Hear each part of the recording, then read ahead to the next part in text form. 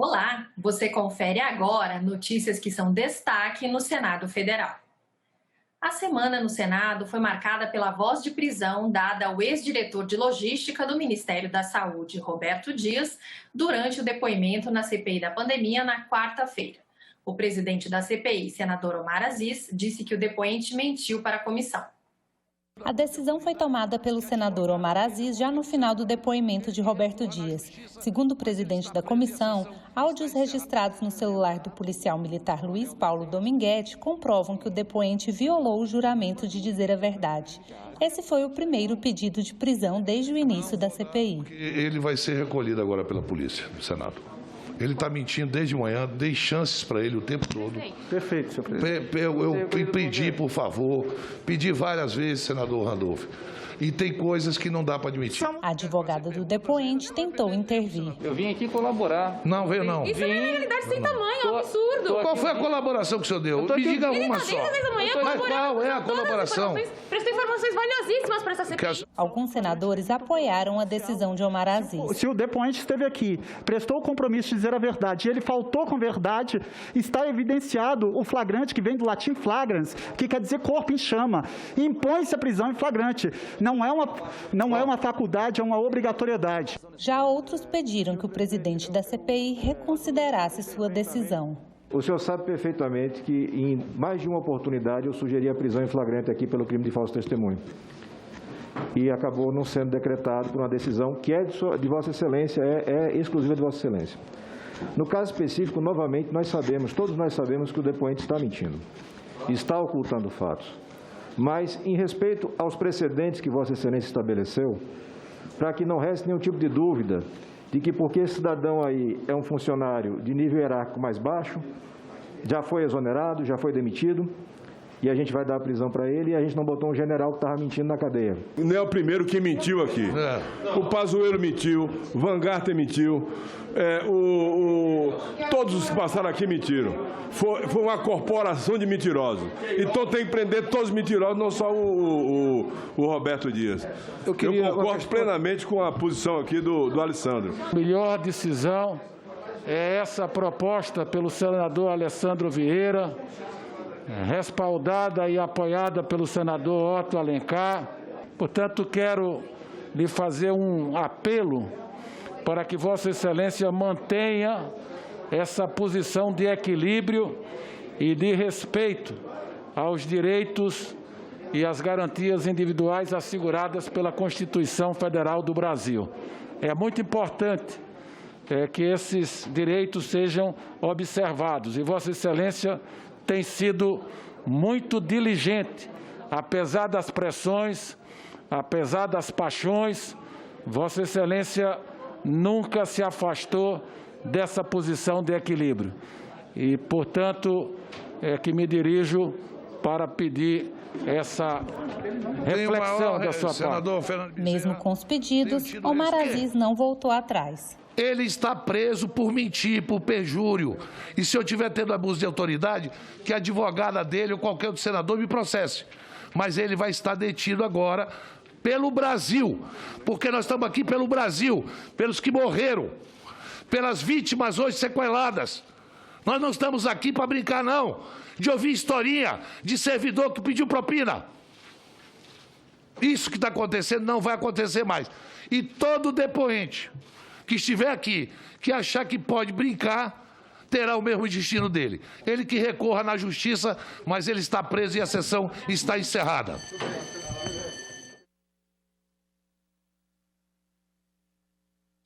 Após pagar fiança de R$ 1.100, Roberto Dias foi liberado.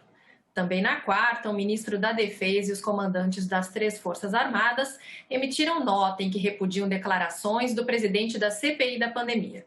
Segundo os generais, houve desrespeito às Forças Armadas e generalização dos esquemas de corrupção.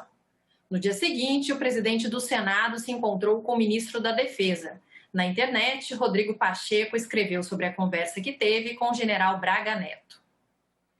Nesta manhã, tive uma conversa com o ministro da Defesa, general Braga Neto.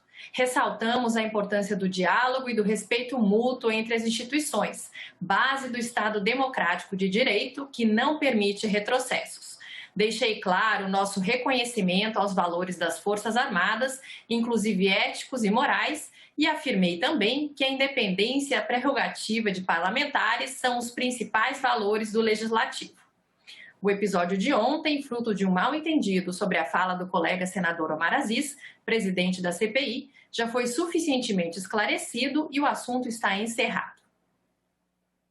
Já a servidora do Ministério da Saúde, responsável por fiscalizar o contrato de compra da vacina indiana Covaxin, afirmou à CPI da pandemia que não cabia a ela fiscalizar o pagamento antecipado ao fabricante.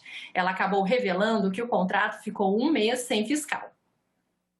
Regina Célia Silva Oliveira era fiscal do contrato firmado entre o Ministério da Saúde e a Precisa Medicamentos, intermediária da Bharat Biotech no Brasil, para a compra de 20 milhões de doses da vacina Covaxin, no valor de 1,6 bilhão. Segundo o chefe da divisão de importação do Ministério, Luiz Ricardo Miranda, Regina Célia teria autorizado a continuidade do processo de compra da vacina indiana, mesmo diante de indícios de irregularidades. Na fala inicial na CPI, Regina Célia afirmou que é servidora pública concursada há 26 anos, que exerceu vários cargos de confiança em diferentes gestões, mas que nunca por indicação política, e negou ter aprovado importação da Covaxin, mesmo com irregularidades. Segundo ela, como fiscal do contrato, aprovou apenas uma mudança na quantidade de doses a serem embarcadas num primeiro lote. O contrato ele foi feito para 20 milhões de doses, ok? Ok. Em parcelas que findariam em maio. A primeira parcela, que seria 4 milhões de doses, me foi solicitada apenas entregar 1 milhão dessas 4 na parcela seguinte. Portanto, não houve alteração de contrato, não houve alteração de doses contratadas. E a senhora acredita na declaração de boa-fé da Precisa, depois que a Global fez o que havia feito com o Ministério? Eu não tenho conhecimento em relação à Global e à Precisa. Eu não tinha essa relação enquanto Não, mas a senhora empresas. disse que conhecia fatos, quando eu perguntei exatamente... Conhecemos fatos em relação à Global. Tá, e a senhora não levou isso em consideração? Eu não associei o fato de Precisa e Global serem mesma empresa. Ela negou também ter autorizado o pagamento para uma empresa intermediária, a Madison. No dia 23, a empresa encaminha a declaração onde consta que a Bharat Biotech e a Madison são incorporadas na mesma companhia. São incorporadas, o termo que você usou, incorporadas? Na declaração consta que são incorporadas na mesma companhia. Essa é uma novidade aqui na CPI. Neste e-mail, eu não aceitei o envio da invoice em nome da Madison Biotech.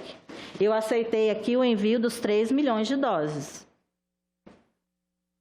Aguardava o envio da declaração para comprovação do item 2, mas eu não cheguei a responder. Mas só a declaração era suficiente para validar isso? Só uma declaração? Não era suficiente. Eu estaria encaminhando isso ao Departamento de Logística para avaliação.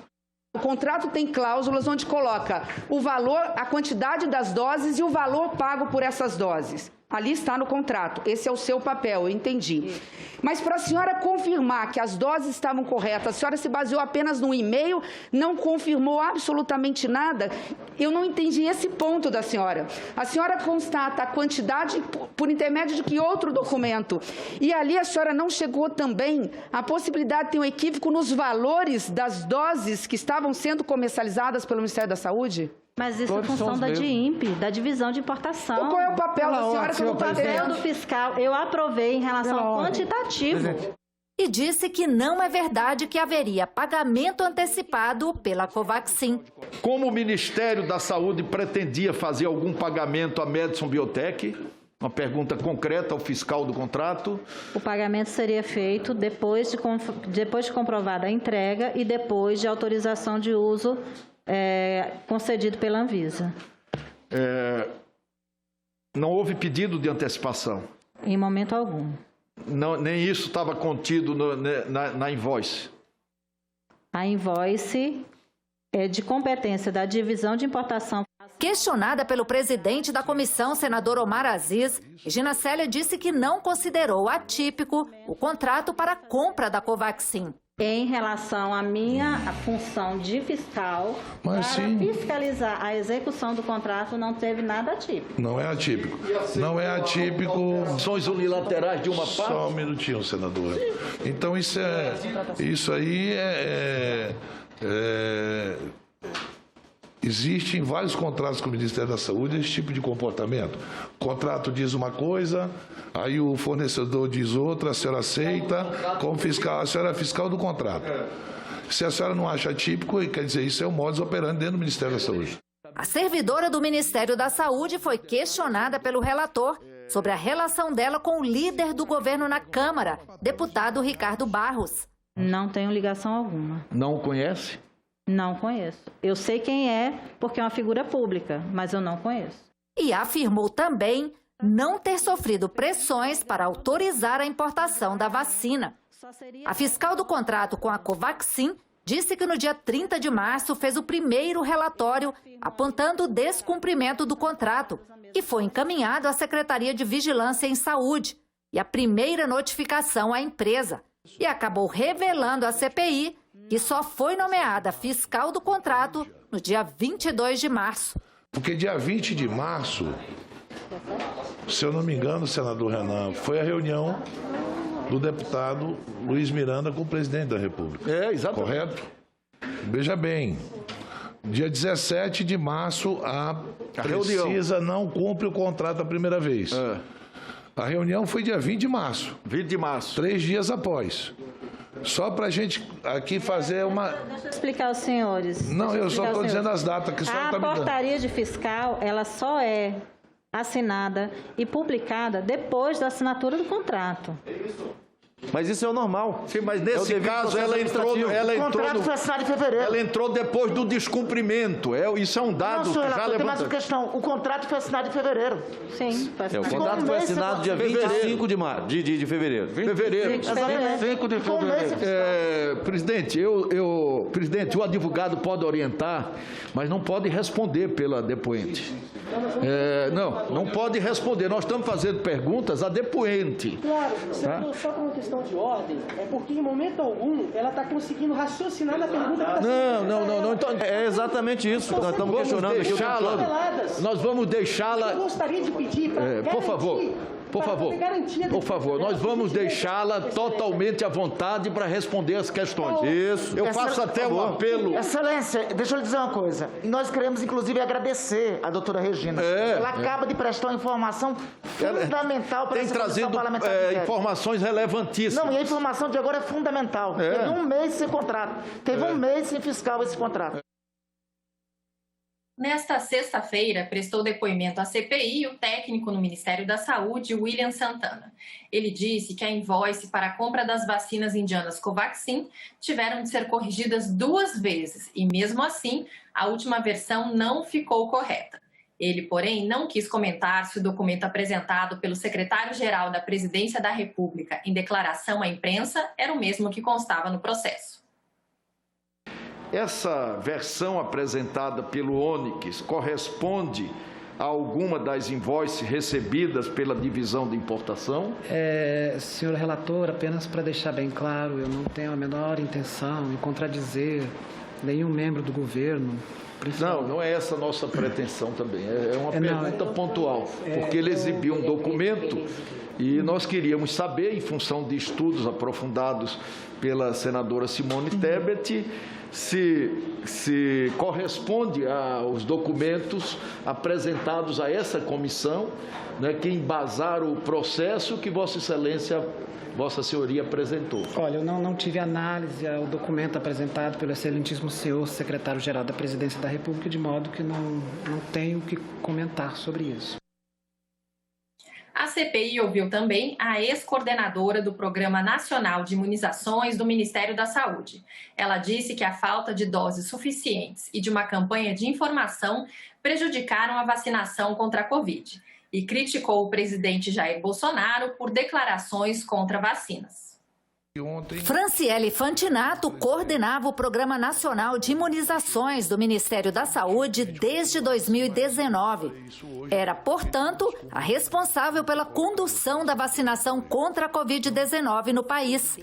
Ela foi exonerada esta semana após colocar o cargo à disposição. Eu deixei o cargo por questões pessoais. Eu estou desde 2019 na coordenação do Programa Nacional de Imunizações, venho trabalhando incansavelmente.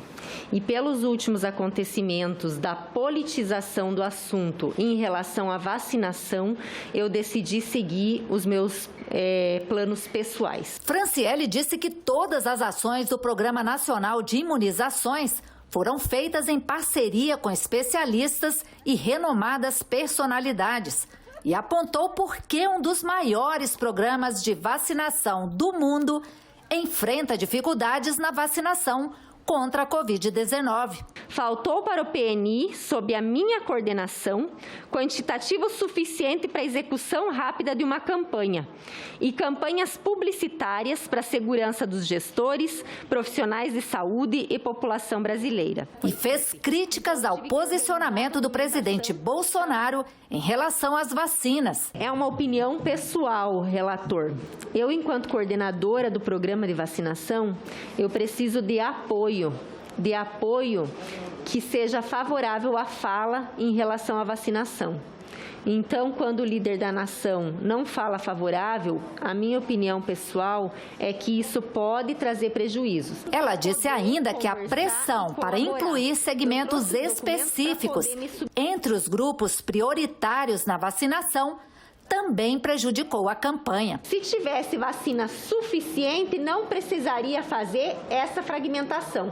Nós evitaríamos toda essa pressão de todos os segmentos, porque a gente daria início a uma campanha com uma quantidade maior de doses. A ex-coordenadora do Programa Nacional de Imunizações foi questionada sobre a nota técnica encaminhada aos estados, recomendando a vacinação de gestantes que tinham recebido a primeira dose da AstraZeneca com qualquer vacina que estivesse disponível.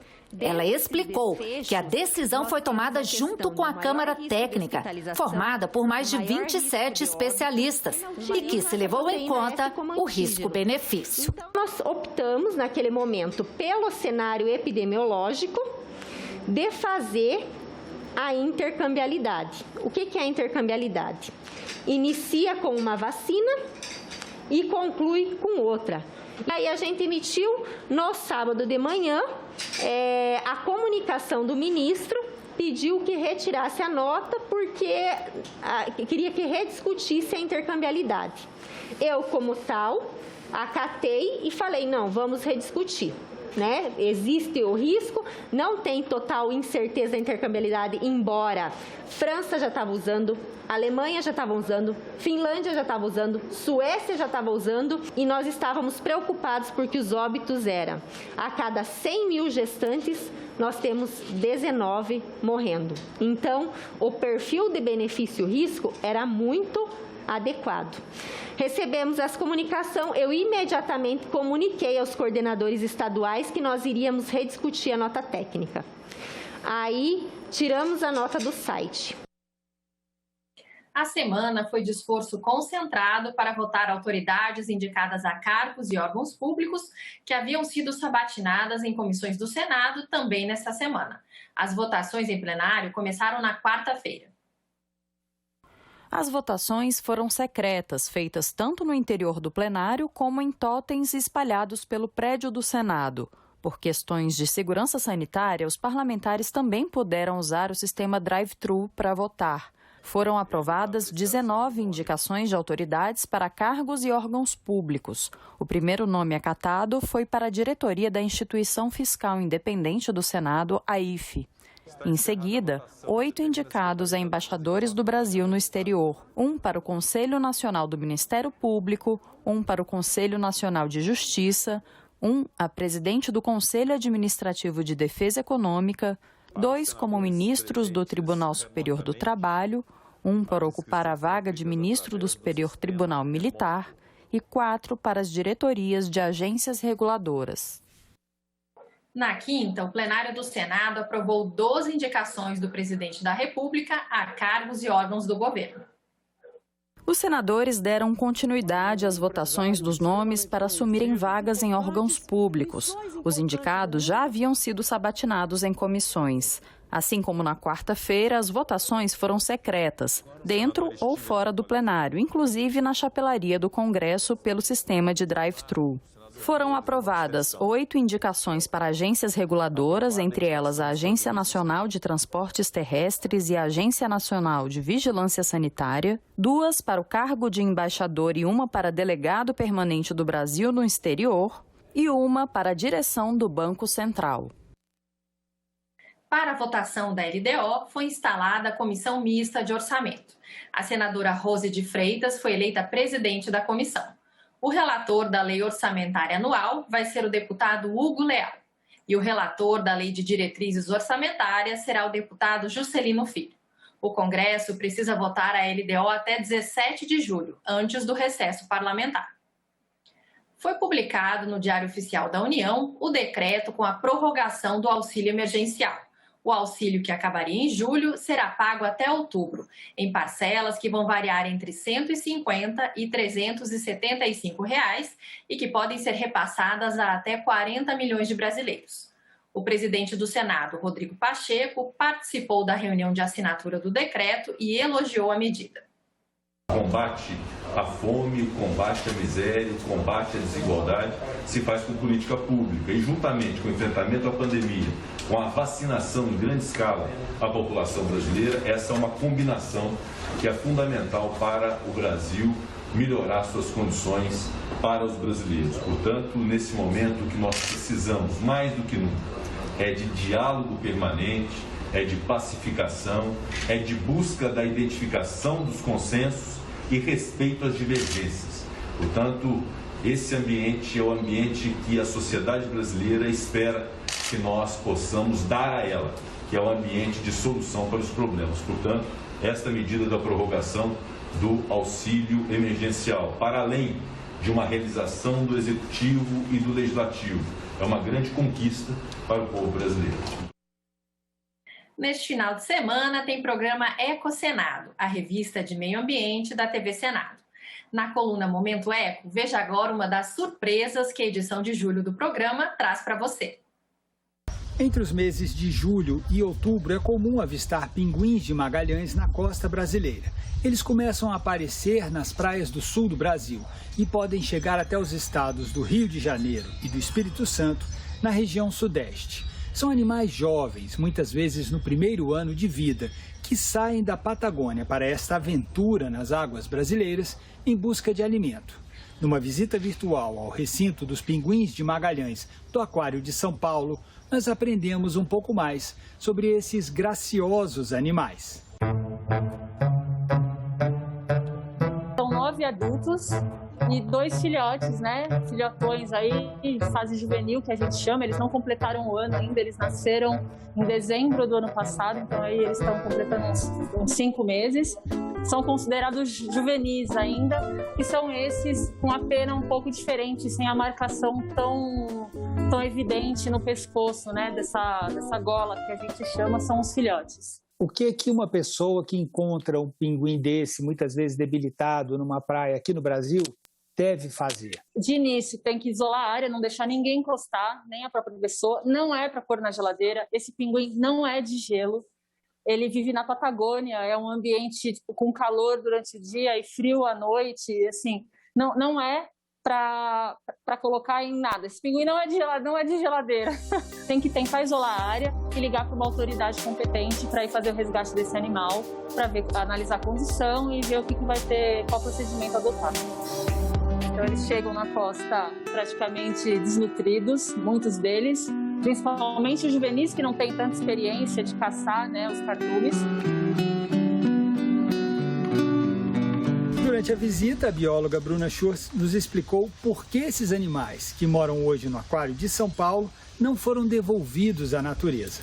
E nós acompanhamos um pouco da rotina deles lá no aquário. A gente faz banho de camomila, a gente faz enriquecimento ambiental com eles para alterar recinto, alterar a dinâmica, né, do lugar.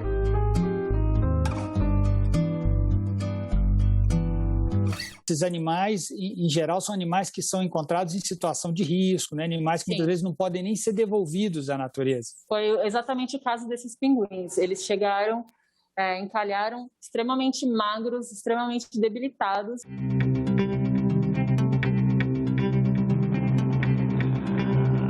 Foram primeiramente para o centro de reabilitação. No centro de reabilitação, eles fizeram análise de que esses indivíduos não teriam condição de voltar para a vida livre por alguns motivos, desde falha de pena, de cicatriz, porque o animal, o pinguim com uma cicatriz na pele, a pena não vai nascer ali.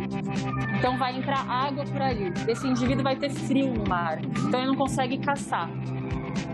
E aí ele morre desnutrido, com frio. Então, esses bichos acabam vindo para a gente com alguns problemas.